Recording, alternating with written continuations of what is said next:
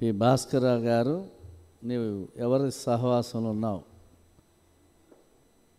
దేవునితో, కుమారుడైన క్రీస్తుతో, పరిశుద్ధాత్మతో సహవాసం ఉన్నట్లయితే, సహోదరుల ఐక్యత కలిగి ఉంటే మనకి శాశ్వత జీవాన్ని దేవుడిస్తాడని చాలా అనేకమైనటువంటి సంగతులు వారు మనకు నేర్పించారు. మరి చక్కని విషయాలు మనకు తెలియజేసినందుకు 6వ వార్షిక దేవుని రాజ్య ఉపన్యాస కూడికల తరపున మరి వారికి హృదయపూర్వకమైనటువంటి అభినందనలు మరియు ధన్యవాదాలు తెలియజేస్తున్నాను.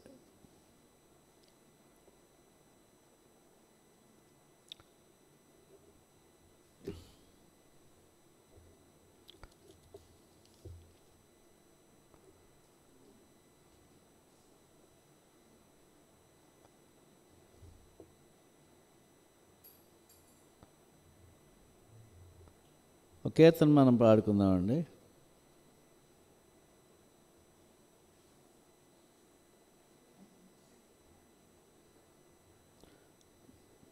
నూట 33వ కీర్తన, ఇందులో కూడా మనకు ఉంటుంది. ఆకాశ తీరాల్లో చూడండి.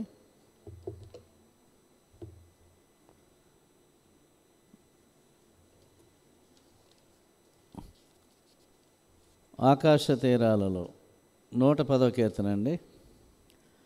ఆకాశ తీరాలలో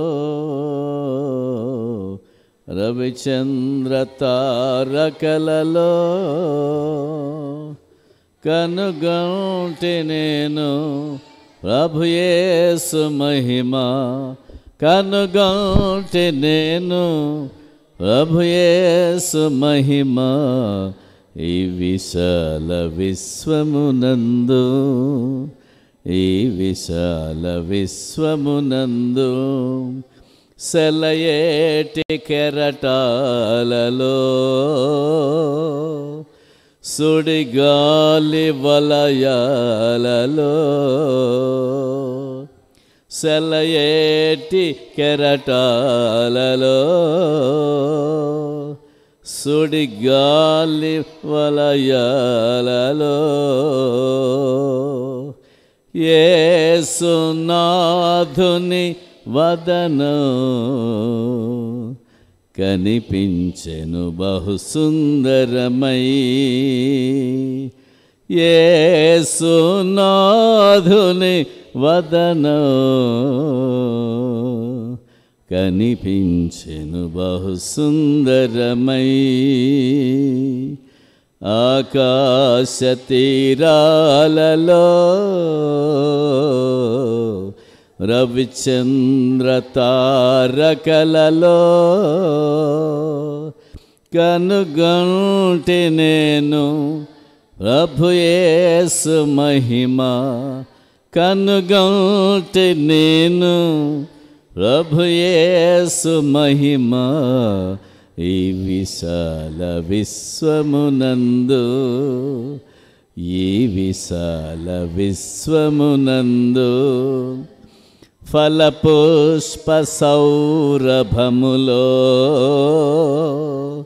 పలు పక్షుల సంగీతములో, ఫలపుష్ప సౌరభములో పలు పక్షుల సంగీతములో యేసునాథుని స్వరము వినిపించెను మృదు మధురముగా. యేసునాథుని స్వరము వినిపించెను మృదు మధురముగా. ఆకాశ తీరాలలో రవిచంద్ర తారకలలో కనుగొంటి నేను ప్రభు యేసు మహిమ, కనుగొంటి నేను ప్రభు యేసు మహిమ. ఈ విశాల విశ్వమునందు, ఈ విశాల విశ్వమునందు అందాల హిమ బిందువులో విరజిల్లు సౌందర్యంలో అందాల హిమ బిందువులో విరజిల్లు సౌందర్యంలో యేసునాథుని ప్రేమ స్పందించెను నా హృదయమును. యేసునాథుని ప్రేమ స్పందించెను నా హృదయమును. ఆకాశ తీరాలలో రవిచంద్ర తారకలలో కనుగొంటి నేను ప్రభు యేసు మహిమ. కనుగొంటి నేను ప్రభు యేసు మహిమ ఈ విశాల విశ్వమునందు. ఈ విశాల విశ్వమునందు.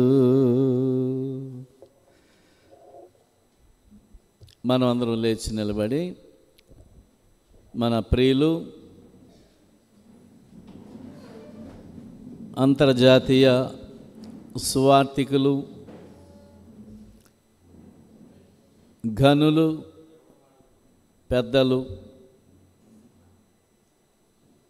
అనేక విధాలుగా భారతదేశంలో ఉన్నటువంటి అనేకులకు సహకరిస్తూ ఉన్నవారు, సుమారు 40 సంవత్సరాల కంటే ఎక్కువ కాలం నుండి మన భారతదేశానికి వచ్చి సహకరిస్తున్నటువంటి మన పెద్దలు, మనకు అత్యంత ప్రాణప్రదమైనటువంటి మంచి దైవజనులు, మార్గదర్శులైనటువంటి రసల్ జీ బెల్ గారు ఆదివారం సాయంత్రం 10:30-11కి ఆయన ప్రభునందు నిద్రించిన విషయం మరి ఈవేళ ఉదయం నేను 8 గంటలకి సంగతి తెలుసుకున్నాను.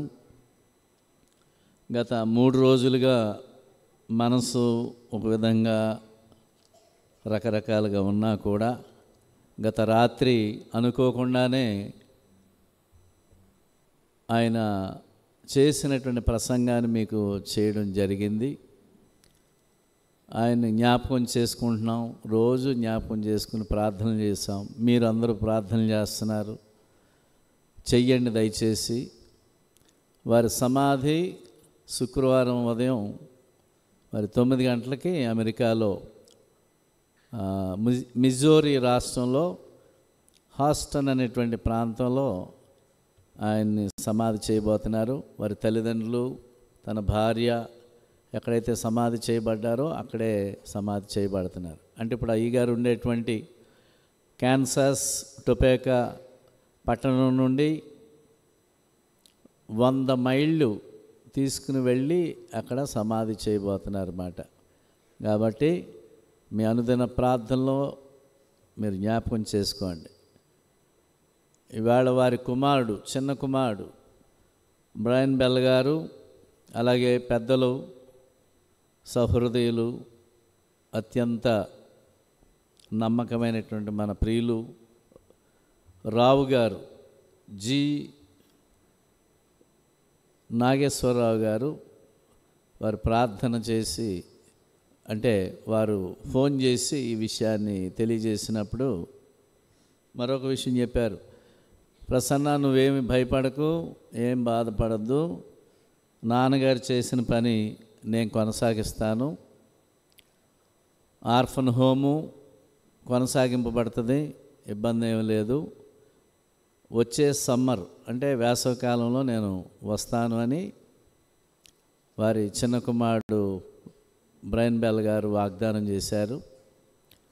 ముందుగానే రసల్ బెల్ గారు 2 సంవత్సరాల కిందటే చెప్పారు నాకు. ఏంటంటే, ప్రసన్న, ఒకవేళ నాకు ఏదైనా అయితే నా తర్వాత నా చిన్న కుమారుడు నా సేవ కొనసాగిస్తారు, కాబట్టి నువ్వేమి బెంగపడవలసిన పని లేదని రసూల్ బెల్ గారు ముందుగానే తెలియజేశారు. సరే, మనకి దేవుడు మొదట, తర్వాత మన శ్రేయోభిలాషులు ఎవరైతే ఉన్నారో విశేషంగా రసూల్ బెల్ గారు, వారి కుటుంబ సభ్యులు, రావు గారు, వారి కుటుంబ సభ్యులు కూడా, అలాగే అమెరికాలో ఉన్నటువంటి మరి అనేకులు నేను ఎరిగిన వారు అందరూ కూడా మరి దుఃఖంలో మునిగిపోయారు. భారతదేశంలో క్రీస్తు సంఘాలే కాదు, ఇతర మత శాఖలకు కూడా రసూల్ బెల్ గారి ద్వారా సహాయాలు, ఏదో ఒక సహకారం పొందిన వారే తప్ప రసూల్ బెల్ గారి ద్వారా మాకు ఒక్కటే ఏ సహాయం మేము పొందలేదన్నటువంటి వారు ఎవరో లేరండి.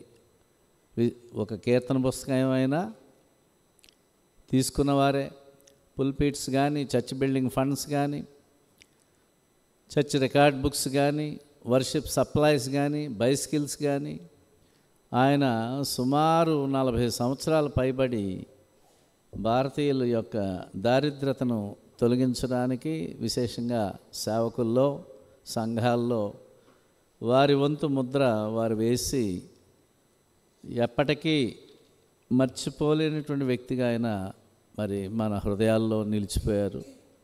అలాంటి సహోదరులు మన మధ్యలో లేరు. ప్రస్తుతానికి అమెరికాలో వారి యొక్క పార్థివ దేహం శుక్రవారం భూస్థాపిత కార్యక్రమం అవుతుంది. వారి కుటుంబ ఆదరణ కొరకు చిన్న ప్రార్థన చేద్దాం దయచేసి.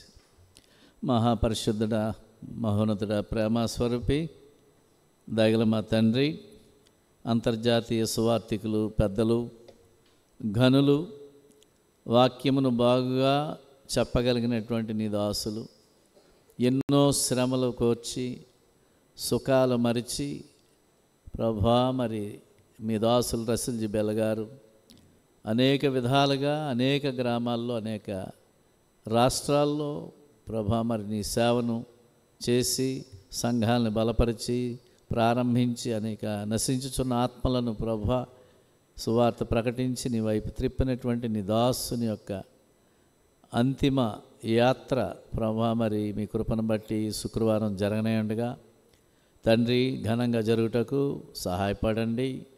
వారి కుటుంబాన్ని ఆదరించి ఓదార్చండి. మా ప్రియులు రసూల్ బెల్ గారి యొక్క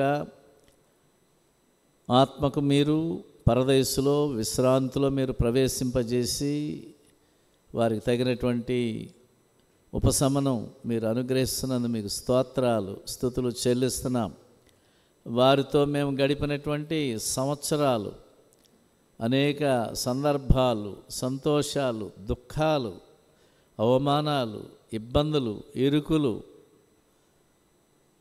నిద్రలేమిలు, వస్త్రహీనత, అనేక విధాలుగా ప్రభా మేము కలిసి వారితో పంచుకున్నాం. అట్టి భాగ్యాన్ని మాకు ఇచ్చినందుకు మీకు స్తోత్రాలు నాయన.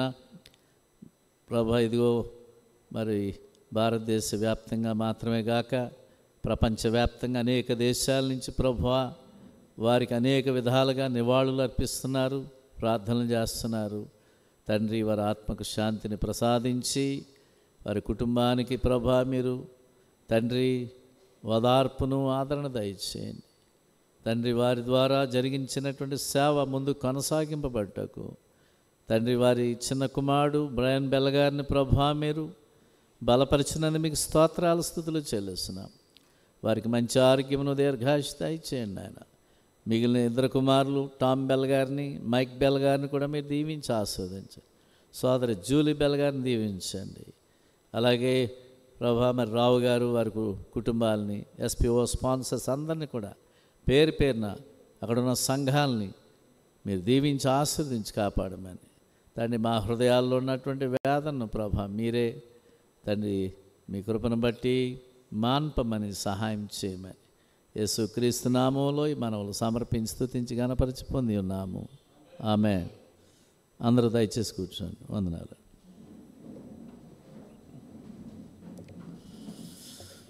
రెండో అంశంగా మనం we are all common in 10 things. 10 విషయాల్లో లోకస్తులందరితో మనం సమానమే. 10 సంగతుల్లో లోకంతో పాటు మనం కూడా, మనం అంటే క్రైస్తవులు కూడా సమానులే. దీనికి మనం అపొస్తలుల కార్యములు 17వ అధ్యాయము 25వ వచనం మనం గమనించినప్పుడు, దేవుడు మనకు జీవమును ఊపిరియు అందులో సమస్తమును దయచేసినందున అనేటువంటి మాట మనం చదువుతాం. దేవుడు ప్రతి మనిషికి జీవమును ఊపిరియు అందలి సమస్తం, అంటే మనకు కలిగిన యావత్తును ఆయనే అనుగ్రహించి ఉన్నాడు అనేది మొట్టమొదట తెలుసుకోవాలి. తదుపరి అలాగే ప్రియులారా 28వ వచనం మనం చూస్తే 26వ వచనం, మరియు యావత్ భూమి మీద కాపురముండుటకు ఆయన ఒకని నుండి ప్రతి జాతి మనుషులను సృష్టించి, ఒక మనిషి నుండి అంటే యావత్ భూమి మీద కాపురముండుటకు ఆయన ఒకని నుండి ప్రతి జాతి మనుష్యులను సృష్టించి, ఆదాము ద్వారా లోకంలో ఉన్నటువంటి సకల జనాంగాలు, సకల వంశాలు మరి కలిగాయి అనేది దేవుని యొక్క వాక్యం సెలవిస్తుంది. మరియు 28వ వచనం మనం చూస్తే ప్రియులారా, మనము ఆయన యందు బ్రతుకుచున్నాము, చలించుచున్నాము, ఉనికి కలిగి ఉన్నాము అని అంటున్నాడు. ఇవన్నీ కూడా అందరికీ మనకి సమానమే. దాని అర్థం ఏమిటి? ఆయనలో మనం బ్రతుకుతున్నాం. మనం అంటే మనుషులందరూ, కేవలం క్రైస్తవులు మాత్రమే కాదు, మనుషులందరూ ఆయన సృష్టే, ఆయనలో అందరూ బ్రతుకుచున్నారు. ఇక్కడ పౌలు గారు అంటున్నాడు, ఏథెన్స్ పట్టణస్థులు బహు విగ్రహారాధికులు అయినా కూడా అపొస్తలుడైన పౌలు అంటాడు, మనము ఆయన యందు బ్రతుకుచున్నాము, చలించుచున్నాము, ఉనికి కలిగి ఉన్నాము. అంటే ఎవరితో అంటే క్రైస్తవులు మాత్రమే కాదు, మిగిలిన మనుషులందరూ కూడా దేవుని యందు బ్రతుకుచున్నారు, చలించుచున్నారు, ఉనికి కలిగి ఉన్నారు అనేటువంటి సంగతి ఇక్కడ పరిశుద్ధాత్ముడు అపొస్తలుడైనటువంటి పౌలు ద్వారా ఈ సంగతి తెలియజేశాడు. మొట్టమొదటి సంగతి, 10 విషయాల్లో మనుషులందరూ కూడా ఈ 10 సంగతుల్లో సమానులే, ఒకే విధమైనటువంటి ఫలితాలు పొందేటువంటి వారు. నెంబర్ 1,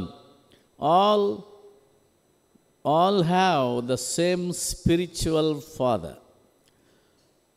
మనుషులందరికీ ఆత్మ సంబంధమైనటువంటి తండ్రి ఒక్కడే అనేటువంటి సంగతి పరిశుద్ధ గ్రంథం మనకి తెలియజేస్తుంది. మత్తయి సువార్త 23వ అధ్యాయము, మత్తయి సువార్త 23వ అధ్యాయము 9వ వచనం ఈ విధంగా తెలియజేస్తుంది, మరియు భూమి మీద ఎవనికైనను తండ్రి అని పేరు పెట్టవద్దు, ఒక్కడే మీ తండ్రి, ఆయన పరలోకమందున్నాడు. చూసారా, మీరెవరు కూడా తండ్రి అని ఎవరికి పేరు పెట్టొద్దు. పేరు పెట్టొద్దు అంటే ఏమిటి? మీ సొంత తండ్రి అయితే ఈయన మా తండ్రి అని చెప్పుకోవచ్చు. కానీ మనం చూస్తూ ఉంటాం, తండ్రి కాని వాడిని తండ్రి అని పిలిచేటువంటి పరిస్థితి ఉంది. ఎక్కడ ఆర్సీఎం వాళ్ళు, ఆర్సీఎం సంఘస్థులు మా ఫాదర్ అండి, మా చర్చి ఫాదర్ అని చెప్తూ ఉంటారు. సంఘానికి తండ్రి ఎవడు? సంఘానికి శిరస్సు ఎవరు? సంఘానికి శిరస్సు క్రీస్తు. ఆత్మలన్నిటికీ తండ్రి ఒక్కడే, ఆయన పరలోకమందున్నాడు. శరీరము తల్లిదండ్రుల నుంచి వస్తుంది, జీవము యేసుక్రీస్తు నుంచి మనకు వస్తుంది, ఆత్మ తండ్రి అయిన దేవుడి నుంచి వస్తుంది. దీన్ని మనం ఎలా చెప్పుకోగలుగుతున్నాం ప్రియులారా? అందుకనే మన ముఖ కవళికలు, మన శరీరం, మన ఎత్తు, మన రంగు, ఇతరితర పోలికలన్నీ కూడా మన తల్లిదండ్రుల నుంచి మనకు వస్తాయి. జీవం ఎక్కడి నుంచి వస్తుంది? అపొస్తలుల కార్యములు 3వ అధ్యాయం 15వ వచనంలో క్రీస్తు ప్రభు జీవాధిపతి అని చెప్పబడ్డాడు. అలాగే యోహాను సువార్త 14వ అధ్యాయము 6వ వచనంలో నేనే జీవమును అని ప్రభు చెప్పబడ్డాడు. అలాగే ప్రసంగి 12వ అధ్యాయం 7వ వచనం మనం గమనిస్తే, మన్ను అనేది వెనకటి వల్లనే మంటికి పోను, మంటికి చేరును, ఆత్మ తాను దయచేసిన దేవుని యొద్దకు మరలిపోవును అని అంటాడు. అంటే దాని అర్థం ఏంటి?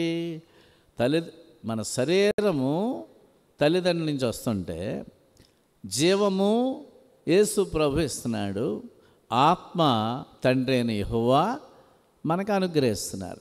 కాబట్టి ఇక్కడ ఏమంటున్నాడు? తండ్రి అని ఎవరికి మీరు పేరు పెట్టవద్దు. మరొకడు ఎవడైనా ఓ సేవకుడు వాక్యం ప్రకటించి సువార్త ప్రకటించి బాప్తిసం ఇచ్చాడు అనుకోండి, బాప్తిసం పొందినటువంటి వాడు ఏమంటున్నాడంటే ఇచ్చిన వాడిని, ఈయన మా ఆత్మీయ తండ్రి అండి అంటారు. ఆత్మీయ తండ్రా? ఎవరు? బాప్తిసం ఇచ్చినోడు నీకు ఆత్మీయ తండ్రా? నో, దేవుని వాక్యం అంటుంది తండ్రి అని మీరు భూమి మీద ఎవరికనే పేరు పెట్టద్దు. నిజంగా నువ్వు ఏ తండ్రికి పుట్టావో ఆ తండ్రిని పిలు. శరీరాన్ని బట్టి తండ్రులు ఉన్నారు ఈ లోకంలో, ఆత్మకు తండ్రి దేవుడు అనేటువంటి సంగతి మనం గమనించాలి. కాబట్టి ప్రియులారా, ఇదే సంగతి 1 కొరింథీ 8వ అధ్యాయము 4-6 వచనాలు ఉంది. ఎఫెసీ 4వ అధ్యాయం 6వ వచనం అంటాడు, అందరికీ తండ్రి అయిన దేవుడు ఒక్కడే, ఆయన అందరిలో ఉండి అందరిలో వ్యాపించి అందరికీ పైగా ఉన్నాడు. కాబట్టి దేవుడు అందరిలో ఉన్నాడు, అందరికీ తండ్రి అయిన దేవుడు ఒక్కడే. దేనికి దేవుడు? ఆత్మకు దేవుడు. శరీరం మరి ఎక్కడి నుంచి వచ్చింది? శరీరం కూడా ఆయన దగ్గర నుంచి వచ్చింది. కానీ ప్రస్తుతానికి మనకు కనబడే తల్లిదండ్రులు ఉన్నారు కాబట్టి ఆ తల్లిదండ్రుల నుంచి మనకు శరీరం వచ్చిందని మనం చెప్పుకుంటున్నాం. ఎందుకంటే వారికి కూడా మనం కాస్త ఘనత ఇవ్వాలి కాబట్టి ఆ మాట చెప్పడం జరుగుతుంది. రెండవ సంగతి, మనుషులందరికీ ఆత్మ సంబంధమైన తండ్రి ఎవరు? ఒక్కడే. అంటే అందరికీ దేవుడు ఆత్మ సంబంధమైన తండ్రి అని చెప్పే విషయంలో లోకస్తులందరూ సమానమే. అందరికీ దేవుడే ఆత్మీయ తండ్రి. రెండవ సంగతి, we all made in the same image of God. లోకంలో ఉన్నటువంటి మనుషులందరూ కూడా దేవుని పోలుకు చొప్పున చేయబడ్డారు. దేవుని పోలుకు చొప్పున చేయబడ్డారు. ఆదికాండం 1వ అధ్యాయము 26-27 వచనాల్లో ఇక్కడ చెప్తున్నాడు, గమనించండి. దేవుడు మన స్వరూపమందు మన పోలుకు చొప్పున నరులను చేదుము. 27వ వచనం, దేవుడు తన స్వరూపమందు నరుని సృజించెను, దేవుని స్వరూపమందు వాని సృజించెను, స్త్రీని గాను పురుషుని గాను వారిని సృజించెను. అంటే స్త్రీ పురుషులు పోలిక ఎవరిది అంటే దేవునిది. అంటే ఇప్పుడు ఇంతకీ దేవుడు సగం ఆడ సగం మగనా? కాదండి.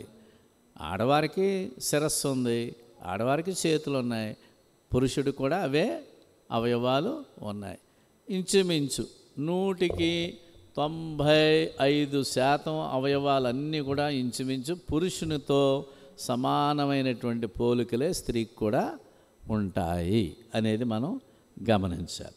కాబట్టి పోలిక విషయంలో మనుషులందరి పోలిక దేవుని పోలిక లేక స్వరూపము అనేటువంటి సంగతి మనము గమనించగలగాలి. మూడవ సంగతి మనం గమనిస్తే ప్రియులారా, we have the same earthly parents. లోకంలో ఉన్న మనుషులందరికీ భూ సంబంధమైన తల్లిదండ్రులు ఇద్దరే. అంటే తల్లి తండ్రి ఒకే జంట, ఆదాము హవ్వ. వీరి గురించి మనకి ఆదికాండం 3వ అధ్యాయం 20వ వచనం ఈ విధంగా తెలియజేస్తుంది. ఏముంటుందో చూసారా? ఆదాము తన భార్యకు హవ్వ అని పేరు పెట్టెను, ఏలయనగా ఆమె జీవము గల ప్రతి వానికి తల్లి. ఆమె జీవము కలిగిన ప్రతి వానికి తల్లి. ఎవరు? హవ్వ అనేటువంటి మొదట స్త్రీ, అనగా మన తల్లి. మనకి తల్లులు కన్న తల్లి, తల్లులందరినీ కన్న తల్లి ఒక్కతే. ఆమె తల్లి అవ్వడానికి కారకుడు ఆదాము, ఆయన మన తండ్రి. కాబట్టి లోకంలో ఉన్న మనుషులందరికీ ఒకే ఒక తల్లిదండ్రుల ద్వారా యావత్ మనుషులందరూ కూడా పుట్టుకొచ్చారని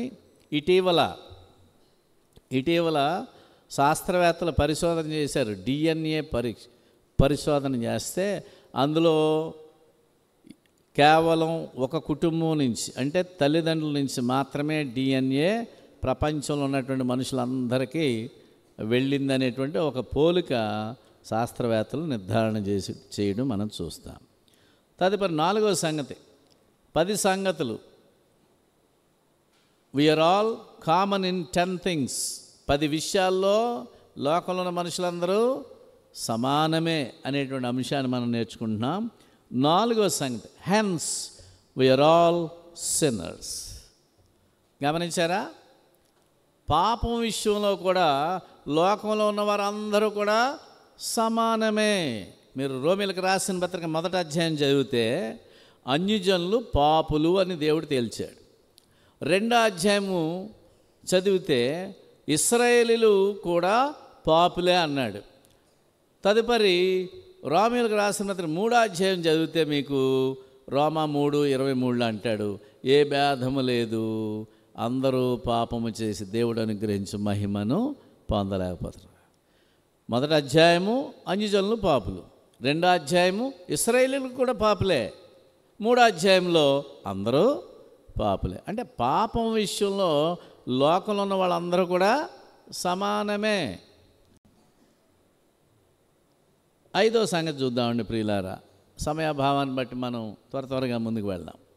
5వ సంగతి, the gospel of Christ is common to all.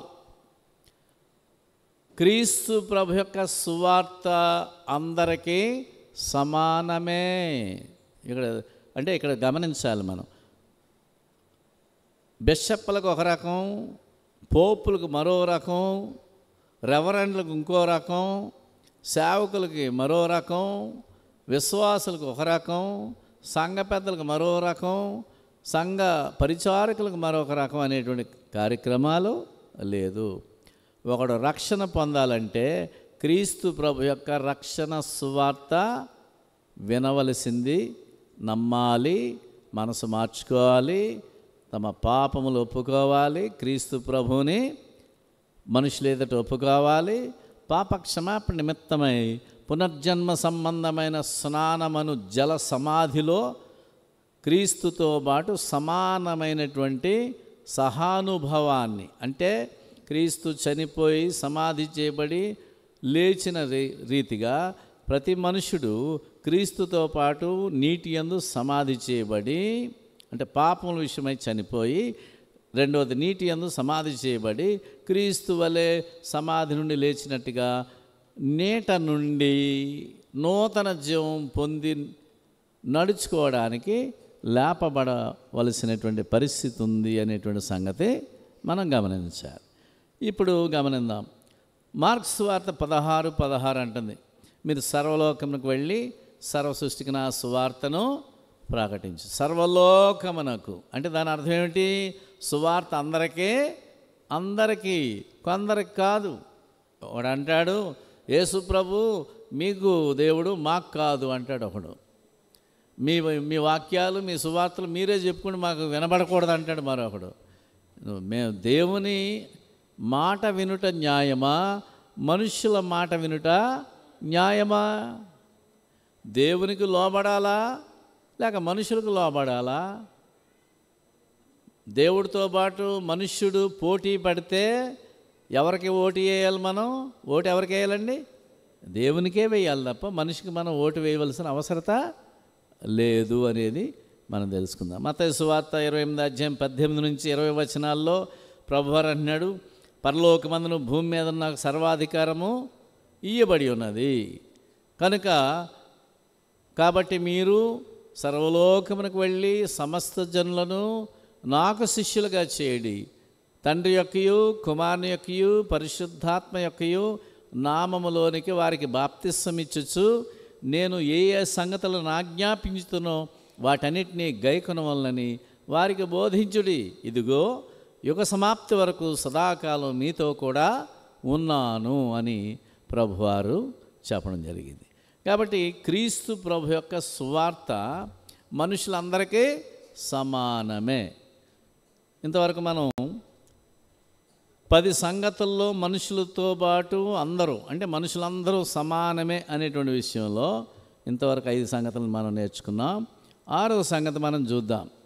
One Jesus Christ is our mediator between God. గమనించండి ప్రియులారా, మనుషులకు దేవునికి ఒకే ఒక మధ్యవర్తి ఉన్నాడు, ఆయన యేసుక్రీస్తును నరుడు. మనం గమనిస్తే 1 తిమోతి 2:5 చెప్తుంది ఏమని? దేవుడు ఒక్కడే, దేవునికిని నరులకును మధ్యవర్తియు ఒక్కడే, ఆయన క్రీస్తు యేసును నరుడు. ఇక్కడ ఒకటి ఆలోచన చేద్దాం. మధ్యవర్తిని ఎవరినో పెట్టామనుకోండి, ఆడేం చేస్తాడంటే కాస్త కల్పించడమో తీసేయడమో చేస్తూ ఉంటాడు. కాబట్టి దేవుడు ఏం చేశాడంటే, మధ్యవర్తి అంటే మళ్ళా యేసుప్రభు వేరేవాడని చూసుకోకండి. గలతీయులకు రాసిన పత్రిక 3:20 మీరు చదవాలి. గలతీ 3:20 అంటాడు, మధ్యవర్తి ఎవనికిని మధ్యవర్తి కాడు, దేవుడు ఒక్కడే.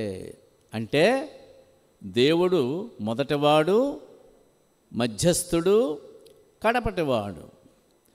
ఆది మధ్యాంతరహితుడిగా దేవుడు పిలువబడిన ఆదియు, మధ్యము మరియు అంతముగా ఆయన కార్యాలు జరిగించినటువంటి పరిస్థితి మనము గమనించాలి. కాబట్టి యేసు ప్రభువే మధ్యవర్తి.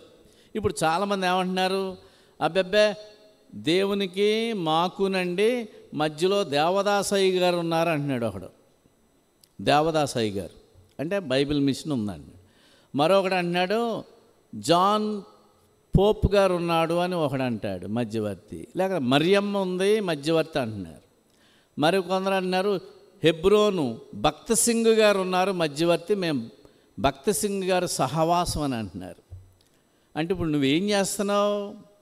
దేవునికిని నరులకును మధ్యవర్తి ఒక్కడే ఆయన యేసుక్రీస్తును నరుడు. అంటే యేసు ప్రభుని మధ్యవర్తిగా తీసేసి నీకు ఇష్టమైనటువంటి వాడు, నీకు సువార్త ప్రకటించిన వాడిని నువ్వు మధ్యలో పెట్టుకుంటున్నావు. నీకు దేవునికి మధ్యలో నీకు బాప్తిస్మం ఇచ్చినటువంటి వాడు, లేక నీకు ఇష్టమైనటువంటి ఒక సేవకుడు, ఒక మనుష్యుడిని పెట్టుకుంటున్నావు. అయితే ఇప్పుడు నువ్వు ఎవరి సహవాసం? నువ్వు క్రీస్తు సహవాసమా, మనుషుని యొక్క సహవాసం? ఇందాక సోదరులు విజయభాస్కర్ రావు గారు చాలా చక్కగా చెప్పారు. మనం ఎవరి సహవాసానికి వెళ్ళాలి? దేవునితో, క్రీస్తు ప్రభువుతో, పరిశుద్ధాత్మతో, పరిశుద్ధ వాక్యముతో మన సహవాసం చేయాలి. అంతకు మించి ఇంకెవరితోటన్నా మీరు సహవాసం చేస్తే ఏ విషయంలో? ఆత్మ సంబంధమైన విషయాల్లో, భక్తి విషయంలో ఈ 4 కాక మీరు దేనితో సహవాసం చేసినా దెబ్బతింటారు, నరకాగ్నికి పోతారు. దేవునికిని నరులకును ప్రసన్న విజయ్ కుమార్ మధ్యవర్త కాదు. నో, అలా చేయకండి ఎప్పుడుని. కాబట్టి దేవునికి మనుషులకు కూడా ఒకే ఒక మధ్యవర్తి ఉన్నాడు, ఆయన అందరికీ మధ్యవర్తే. మనుషులందరి పక్షాన క్రీస్తు ప్రభువారు దేవునికి విజ్ఞాపన చేస్తాడు పరిశుద్ధాత్మ రూపంలో. మనుషులందరి పక్షాన పాపమును నిర్మూలన చేయడానికి ఆయన సిలువలో బలియాగమయ్యి తన పరిశుద్ధ రక్తమును కార్చి పాప పంకిలాల్ని ఆయన కడిగి పవిత్రముగా చేసినటువంటి పరిస్థితి ఉంది. ఆ విధంగా ప్రియులారా, మరి ప్రభువారు మధ్యవర్తిగా మన క్రైస్తవులకే కాదు, ఆయన మనుషులందరికీ కూడా మధ్యవర్తిత్వం చేస్తున్నాడు దేవునితో అని మనం గుర్తించాలి. 7వ సంగతి చూద్దాం ప్రియులారా. 7వ సంగతి, we all are same in the general needs.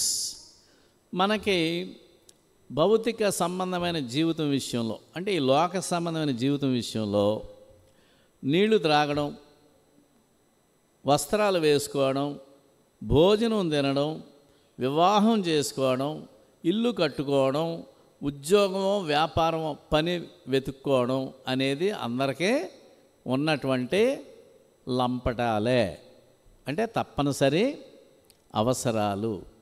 వీటిని కనీస అవసరాల చట్టం అంటారు. కనీస అవసరాల చట్టం అంటే ఏమిటి? ప్రతి మనిషికి ఆహారము, వస్త్రము, నివాసం, ఈ మూడు ఉన్నాయనుకో, తర్వాత వివాహం అయిందనుకో, పిల్లలు వచ్చారనుకోండి, బ్రతకడానికి పనో ఉద్యోగమో వ్యాపారమో చేసుకుని సంపాదించి వారిని ఆస్తికర్తలుగా చేయడం. ఈ విషయాలన్నీ కూడా మనుషులందరితో పాటు మనకి కూడా సమానమే. We are all the same in all general needs. మత్తయి సువార్త 6వ అధ్యాయము 25 నుండి 34 వచనాల్లో ఉన్నటువంటి సారాంశం ఏంటంటే, ఏమి తిందుమో, ఏమి త్రాగుదుమో, ఏమి ధరింతుమో అని మీరు చింతపడకుడి అని ప్రభు సుదీర్ఘమైన విషయాలు చెప్పుకుంటూ వచ్చి, ఇలాంటి విషయాల కొరకు అన్యజనులు చింతిస్తారు అన్నాడు. అన్యజనులు విచారిస్తారు, రేపటి దినం రేపటి కొరకు విచారిస్తుంది అన్నాడు. మనం ఎవరిని విచారించాలి? ఇప్పుడు మనం విచారణ అనేది 2 మాటలు. విచారం వేరు, విచారణ వేరు. విచారణ అంటే ఎంక్వైరీ అంటారు ఇంగ్లీష్లో, అంటే బోగట్టా చేయడం, వివరాలు తెలుసుకోవడాన్ని విచారణ అంటే. విచారం అంటే ఏంటి? బెంగెట్టుకోవడం. బెంగెట్టుకోవద్దు అంటున్నాడు దేవుడు. నువ్వు బెంగ పెట్టుకోవద్దు. రేపుడి గురించి బెంగెట్టుకుంటుంది, నువ్వు మాత్రం మత్తయి సువార్త 6వ అధ్యాయం 33వ వచనంలో అంటాడు, మొదట ఆయన రాజ్యమును నీతిని వెతుకుడు, అప్పుడు అవన్నీ మీకు అనుగ్రహింపబడును అని చెప్పడం జరిగింది. కాబట్టి ఈ లోక సంబంధమైన అవసరాలు, ఉద్యోగాలు, వ్యాపారాలు, హోదాలు, అధికారం, ఇవన్నీ మనకు అవసరమని దేవునికి తెలుసండి. తెలిసి ఆయన అంటాడు, మొదట నా పని చేయి, తర్వాత నీ పని నేను చూస్తాను అంటాడు. అంతే కదా.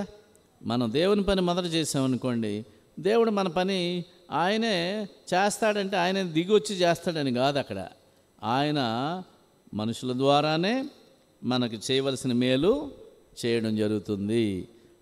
అపొస్తలుల కార్యములు 14వ అధ్యాయం 17వ వచనం ఇలా చెప్తుంది. అపొస్తలుల కార్యములు 14:17, అయినను ఆయన ఆకాశము నుండి మీకు వర్షమును ఫలవంతములైన ఋతువులను దయచేయచ్చు, ఆహారం అనుగ్రహించచ్చు, ఉల్లాసముతో మీ హృదయములను నింపుచు, మేలు చేయుట చేత తన్ను గూర్చి సాక్ష్యము లేకుండా చేయలేదని బిగ్గరగా చెప్పిరి.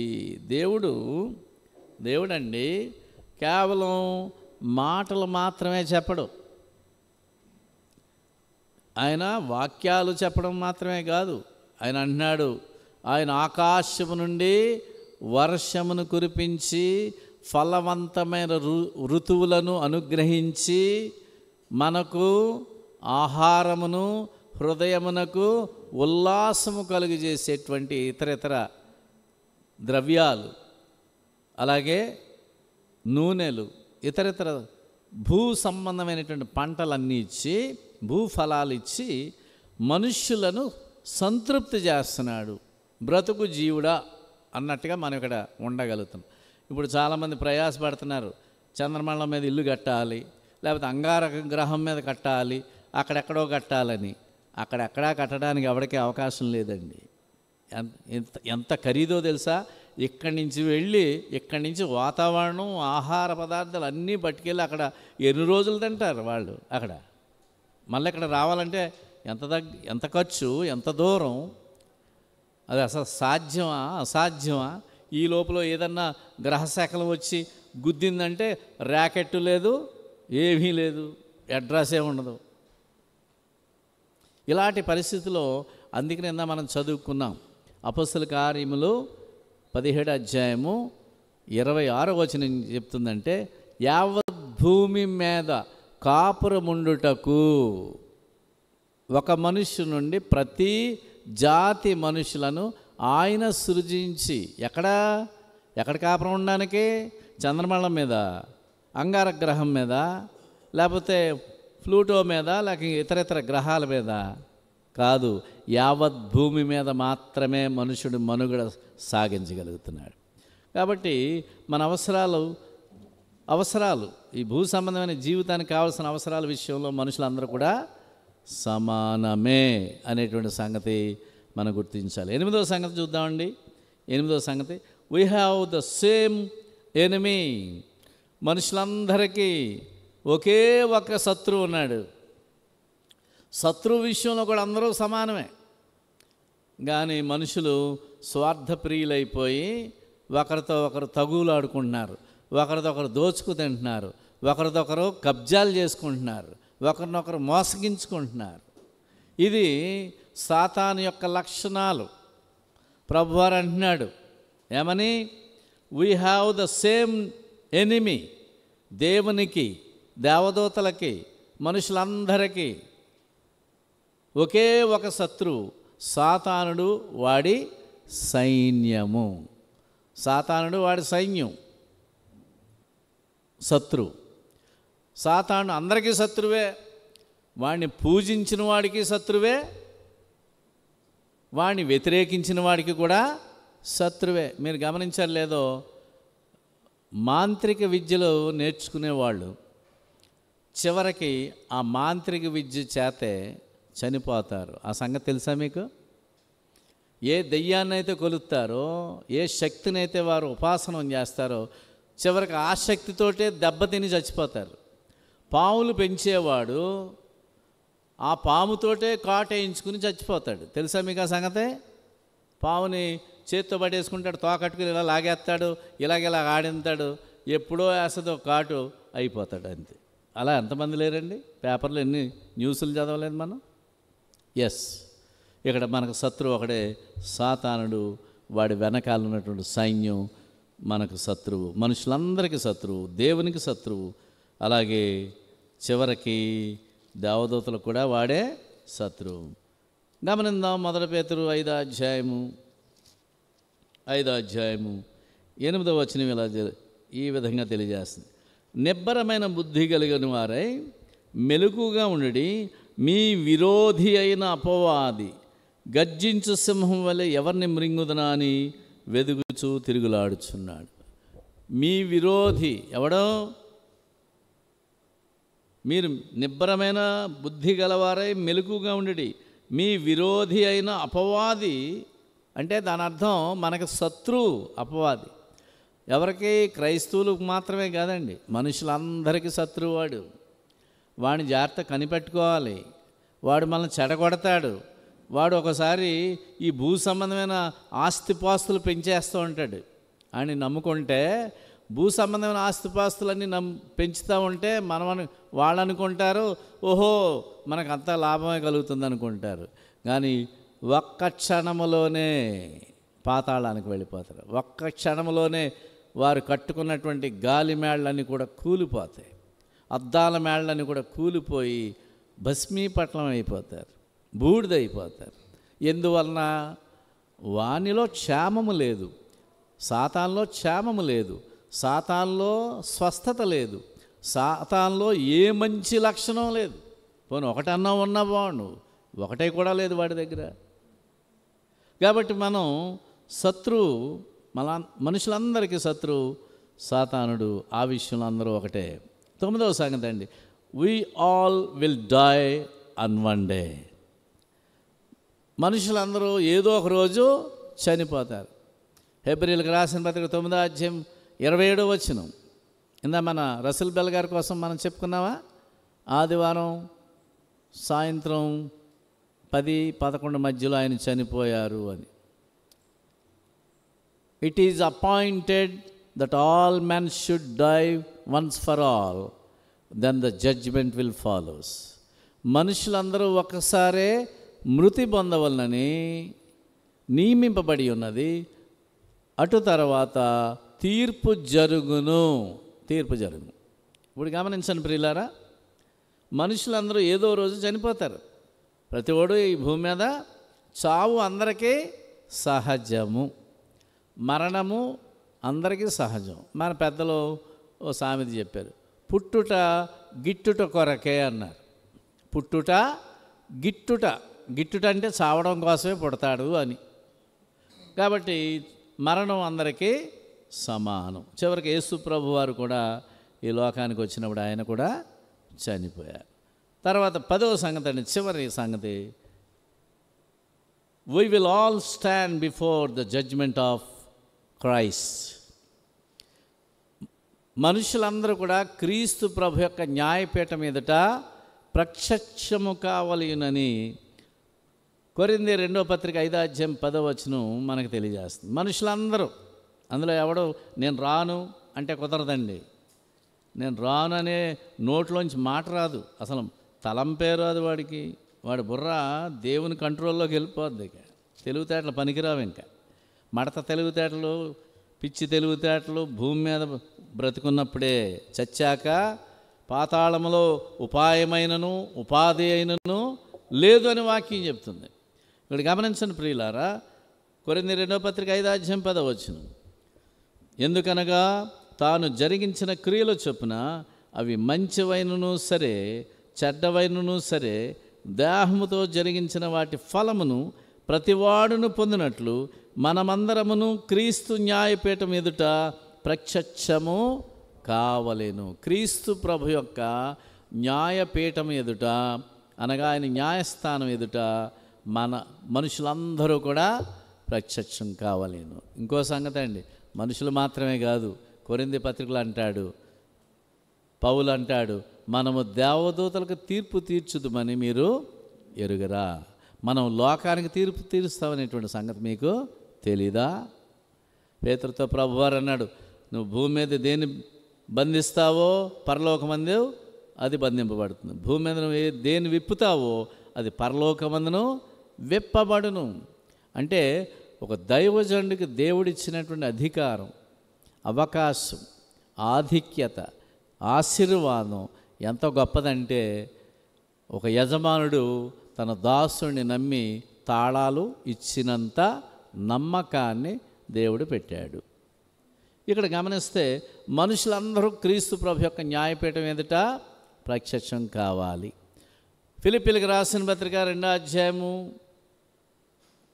అక్కడ అన్నాడు, ప్రతి వాని మోకాలు యేసు నామమున వంగునట్లు అంటాడు. 9 వచనాల నుంచి క్రింద మనం చూస్తే ఫిలిప్పీ 2వ అధ్యాయము గమనించండి, 9 నుంచి చదువుతున్నాను. అందుచేతను పరలోకమున్న వారిలో కానీ భూమి మీద ఉన్నవారిలో కానీ భూమి క్రింద ఉన్నవారిలో కానీ ప్రతి వాని మోకాలును యేసు నామమును వంగునట్లును ప్రతి వాని నాలుకయు తండ్రి అయిన దేవుని మహిమార్థమై యేసుక్రీస్తు ప్రభు అని ఒప్పుకున్నట్లును దేవుడు ఆయనను అధికముగా హెచ్చించి ప్రతి నామమునకు పై నామమును ఆయనకు అనుగ్రహించాను. గమనించండి ప్రియులారా, ప్రతి మోకాలు అన్నాడు. మోకాలు ఎవరికి లేదు అసలు? మోకాలు లేనివాడు ఎవడైనా ఉంటాడా? చివరికి చెక్క మోకాలన్న ఉంది కదా. యాక్సిడెంట్లో కాలు పోయింది, ఓకే, తర్వాత నువ్వు చెక్క కాలన్నీ వేసుకుని మోకాలు లాగా నడిపించినావు కదా కథ. కాబట్టి ప్రతి మోకాలు వంగుద్ది. ఒకవేళ యాక్సిడెంట్లో నీకు 2 కాళ్ళు పోయి అనుకోండి, చచ్చిన తర్వాత నేను లేపుతాడు ప్రభు. లేపినప్పుడు నువ్వు పోయినా 2 కాళ్ళు వచ్చేస్తాయి, అప్పుడు మోకాళ్ళు ఉంటాయి, అన్నీ ఉంటాయి, ఇబ్బంది ఏం లేదు. చేతులు పోతే చేతులు కూడా ఇస్తాడు దేవుడు. ఎందుకని? ఆయనకి అక్కడ మొక్కాల. ప్రతివాడు మోకాళ్ళు వేయాలి, ప్రతివాడు చేతులు కట్టాలి, ప్రతివాడు దేవునికి దండం పెట్టాలి. అబ్బే నేను పెట్టనండి అనడానికి వీలుండదు. కాబట్టి ప్రియులారా, ఈ విషయాన్ని మనం గుర్తించాలి. ప్రతివాడు కూడా ప్రభు సన్నిధానంలో లెక్క అప్పచెప్పవలసినటువంటి అవసరత ఉంది అనేటువంటి సంగతి ఇంతవరకు మనం చూసాం. ప్రభు చిత్తమైతే వచ్చే రేపు మనం క్రైస్తవులు ఏ విషయాల్లో ఇతరులతో సమానులు కారో అనేటువంటి సంగతి ప్రభు చిత్తమైతే రేపు తెలుసుకుందాం. ఇంతవరకు చాలా ఓపికగా విన్నందుకు మీ అందరికీ వందనాలు తెలియజేస్తున్నాను.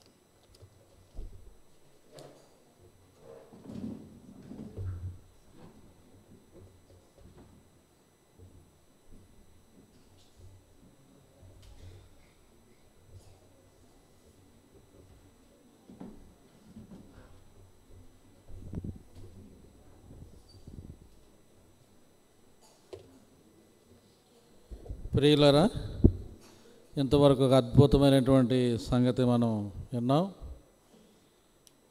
మరి 10 విషయాల్లోనే, అంటే అందరితో కూడా ఈ లోకంలో ఉన్నటువంటి మనుషులు ఏ విషయాల్లో సమానులు, అబ్బాయి మేము సమానులు కాదు, మీరు వేరు అనేటువంటి వ్యత్యాసాన్ని కలిగినటువంటి వారు గ్రహించవలసిన గొప్ప సంగతులు గ్రంథములో నుండి ప్రతి లేఖనాలు మనకి తెలియజేస్తూ మరి అందరూ కూడా సమానమైనటువంటి గొప్ప సంగతులు తెలియపరిచినటువంటి మన ప్రియులు ప్రసన్నయ్య గారికి నా ప్రత్యేకమైనటువంటి వందనాలు. మీ అందరూ కూడా వందనాలండి. అందరు లేచి నిలబడినట్లయితే ముగింపు ప్రార్థన చేసుకుందాం. మరి మనకు ఎంతగానో ఆప్తులు ఈ భారతదేశానికి వచ్చి మరి ఎంతో శ్రమించి ఈ వాతావరణం పడలేనప్పుడు కూడా మరి అనేకమైన ప్రాంతాలు, పట్టణాలు, రాష్ట్రాలు తిరిగి దేవుని బిడ్డలను అనగా ఆత్మలను, అనేక ఆత్మలను సంపాదించాలనేటువంటి పరితాపంతో మరి అనేకమైన అనాథ బిడ్డలకి మరి నేనున్నాను అనేటువంటి ఒక గొప్ప భరోసా ఇచ్చి, నిరుద్యోగులకి ఎంతో చేయూతనిచ్చి అనేక విధాలుగా సహకరించినటువంటి పెద్దలు, మన ఆత్మీయులు మరి మనతో సహవాసం కలిగి ఈ ఫెలోషిప్లో ఇక్కడ స్థానిక సంఘమే కాదు, మా యొక్క సంఘాల్లో మరి రాష్ట్రాల్లో, దేశాల్లో తిరిగి అనేక మందికి ఎంతో ప్రోత్సాహాన్ని ఇచ్చినటువంటి వ్యక్తులు మన రసూల్ జీ బెల్ గారు. మరి ప్రభునందు నిద్రించారు.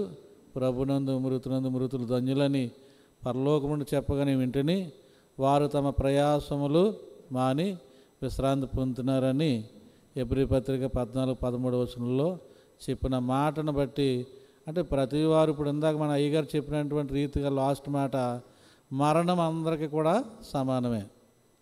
ఏమండి, అందరికీ కూడా వస్తుంది మరణం. అది పెద్దవారు అవ్వచ్చు, చిన్నవారు అవ్వచ్చు.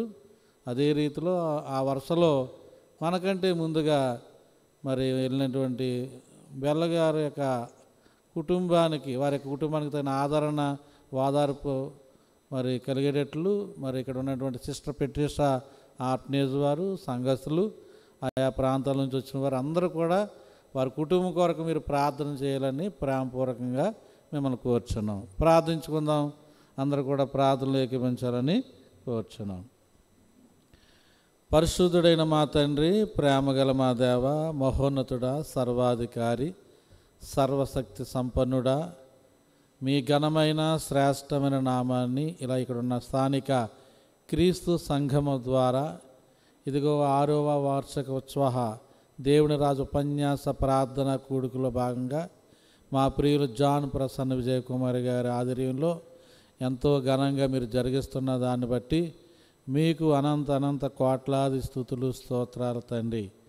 ఇదిగో మరి వారిని, వారి కుటుంబాన్ని, అలాగే వారికి ఎంతో స్నేహంగా ఉండి ఆత్మీయంగా బలపరుస్తూ ఈ రాష్ట్ర దేశ నలుమూలలో అనేకమైన అనాథ బిడ్డలకి, నిరుద్యోగులకి ఎంతో చేయూతనిచ్చి ఆదరించి ప్రేమించి తండ్రి ఉన్నటువంటి మా ప్రియులు పెద్దలు మరి బెల్లగారు ఈ భూలోక యాత్ర ముగించుకుని మీ పిలుపునందుకుని మీ వద్దకు వచ్చినారు తండ్రి. వారి యొక్క వెడబాటు ఆ మాట వినగానే ఉదయం నుంచి ఎంతో మేము దుఃఖంలో మరి ఉన్నప్పటికీ నీ మహావాక్యము చేత మమ్మల్ని బలపరిచి ధైర్యపరిచి ఇదిగో ఈ కూడిక జరిగించడానికి కృప చూపినందుకు మీకు అనంత కోట్లాది స్తుతులు, స్తోత్రాలు. ఇదిగో ఎంతో మరి 40 సంవత్సరాలు వారు భూలోక యాత్రల్లో నీ సువార్త ప్రకటించారు. వారితో పాటు అనేక సంవత్సరాలు మా ప్రియులు ప్రసన్నయ్య గారు, అలాగే వారితో జత పనివారైన అనేక మంది సేవకులు, వారితో కలిసి పనిచేసేటువంటి సేవకులు ఎంతోమంది ఉన్నారు తండ్రి. ఏదేమైనా చివరి దినాల్లో మరి ఇక్కడున్న స్థానిక సంఘం, ఇక్కడ హాస్టల్ విద్యార్థులతో మా ప్రియులు ప్రసన్నయ్య గారితో ఎంతో సహవాసం కలిగి ఉన్నటువంటి జ్ఞాపకాలు మమ్మల్ని ఎంతగానో మరి మెదిలిస్తూ ఉన్నాయి. ఆ ఎడబాటు వల్ల ప్రసన్నయ్య గారు, వారి కుటుంబం, ఇక్కడున్న స్థానిక సంఘం, అలాగే మీ అందరం కూడా ఎంతగానో మేము దుఃఖిస్తున్నాం. దేవ, ప్రార్థన చేస్తున్నాం. వారు విడనాడు వెళ్ళినటువంటి తన కుమారులకు, కోడలకు, అక్కడ వారితో పనిచేసినటువంటి వెల్రస్కు, సంఘానికి, అలాగే రావు గారి కుటుంబానికి, అలాగే ఇక్కడ ఉన్నాక అక్కడ ఎవరైతే ఉండి వారికి ధైర్యం చెప్పి సహకరిస్తున్నారో వారు అమెరికాలో వారి కుటుంబాలను కూడా మీరు దీవించండి, ఆశీర్వదించండి. శుక్రవారం జరిగేటువంటి బెరియల్ ఆ యొక్క కార్యక్రమాన్ని కూడా మరెంతో ఘనంగా మీ మహిమార్థమై క్రమముగా జరిగేటట్లు సహాయం చేయండి. అలాగే ప్రార్థన చేస్తున్న పరిశుద్ధులను సేవకులను దీవించండి. మా దేశ రాష్ట్ర ప్రపంచ వ్యాప్తంగా ఉన్న నలుమూలలో ఉన్నటువంటి నీ బిడ్డలందరినీ దీవించండి. అలాగే మేము అందరము ఒకటే, మా అందరికీ దేవుడు ఒకటే అనేటువంటి మేము మరి చాలా అద్భుతమైనటువంటి వాక్యాలు, ఈ వాక్యాలు ఆలకించినటువంటి గ్రామ ప్రజలను, అలాగే తండ్రి యూట్యూబ్ ద్వారా ఈ వాక్యాలు వింటున్నటువంటి వారిని అందరిని కూడా దీవించండి. స్వయంగా మరి ఎంతో శ్రమ అనుకోకుండా, కష్టం అనుకోకుండా సంతోషంగా ఈ ఫెలోషిప్లో, ఈ సహవాసంలో పాల్గొన్నటువంటి ఇక్కడ ఉన్న సేవకులను, సహోదరులను, విద్యార్థులను, యవన బిడ్డలను, నిరుద్యోగులను, వృద్ధులను, మధ్య వయస్కులను, గర్భిణీ స్త్రీలను, సంటి బిడ్డల తల్లులను అందరిని కూడా మీరు దీవించండి, ఆశీర్వదించండి. దేవా ఈ రాత్రి అంత విశ్రాంతి ఇవ్వండి. నీ చిత్తమైతే మళ్ళీ రేపు ఉదయాన్నే మేము లేచి మనసారా నిండు మనసుతో మరొకసారి మీకు కృతజ్ఞత స్తుతులు చెల్లించే భాగ్యం మాకు అనుగ్రహించమని, ఈ కార్యక్రమం ఎంతో చక్కగా రికార్డింగ్ చేస్తున్న పిఎస్ బాబును ప్రత్యేక కృపలో జ్ఞాపం చేసుకోండి. తనకున్న అనారోగ్యం కూడా తీసివేయండి, తనకు కూడా మంచి ఆరోగ్యం అండి. ఇక్కడ ఉన్న ప్రవీణ్ గారిని కూడా మీరు దీవించండి.